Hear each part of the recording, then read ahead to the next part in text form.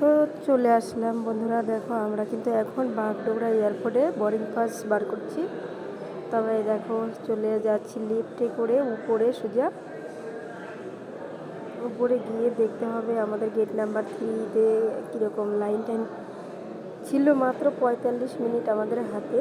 তো দেখছি কি না এখানে লাইন এখনও দেয়নি, আমরা বসে আছি রেস্ট করছি। আর এখানে সবাই জল দিচ্ছে, দেখো জলটা প্রথমে বার করতে পারছিল না, আমি পারছে। এই যে আমাদের হায়দ্রাবাদের লাইন, আমরা কিন্তু লাইনে দাঁড়িয়ে আছি সবাই মিলে। এই যে যারা আছে, এটা কিন্তু গেট নাম্বার না, এটা গেট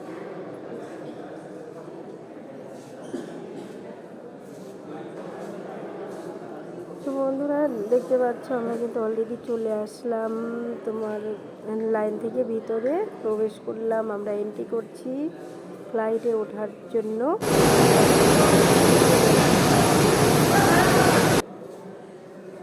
তো এই দেখো আমাদের বোর্ডিং পাস আর আধার কার্ড। এই যে বাস আমাদের জন্য ওয়েট করছে।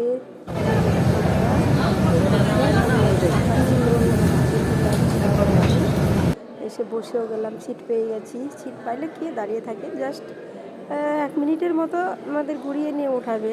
পয়সা দিয়ে করেছি তো হাঁটিয়ে নেবে, কেন প্রচুর রোদ, প্রচুর রৌদ্র ছিল দেখো।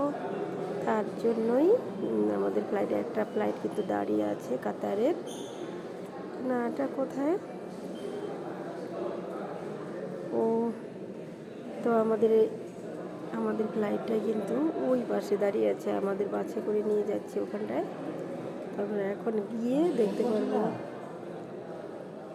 কোন জায়গা। এটা কিন্তু বাগডোগরা এয়ারপোর্টে, দেখতে পাচ্ছ। দেখতে থাকো, সঙ্গে থাকো, এনজয় করো।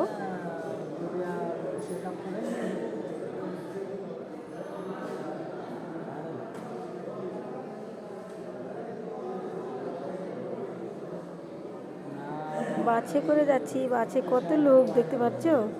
কেউ সবাই তো সিট পায় না, কয়েকটা সিট থাকে, তো সবাই দাঁড়িয়ে আছে। এই যে দেখো আমরা বাস থেকে নেমে গেলাম।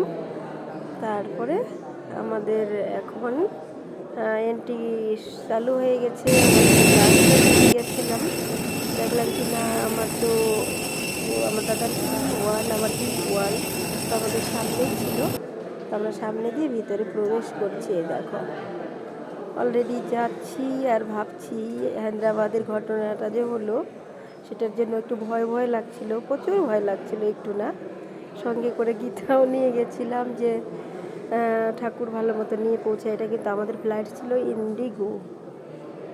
এই দেখো একদম ইঞ্জিনের প্রথম সিটটাই আমাদের ইঞ্জিনের পাশে যে বাথরুম থাকে, ওয়াশরুমের পাশেই সামনে দেখতে পাচ্ছ একটা বাচ্চা মেয়ে, কিউট, এটা কলকাতা থেকে আসছে।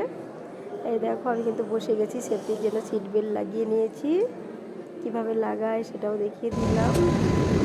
আর এই দেখো কেবল সেটাও করলো।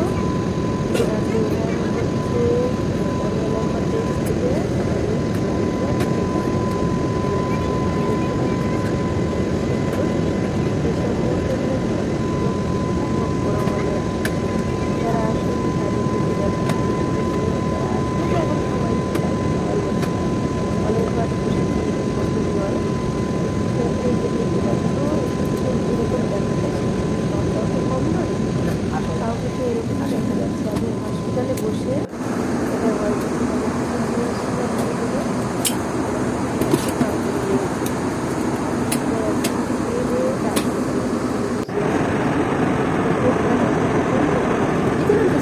না না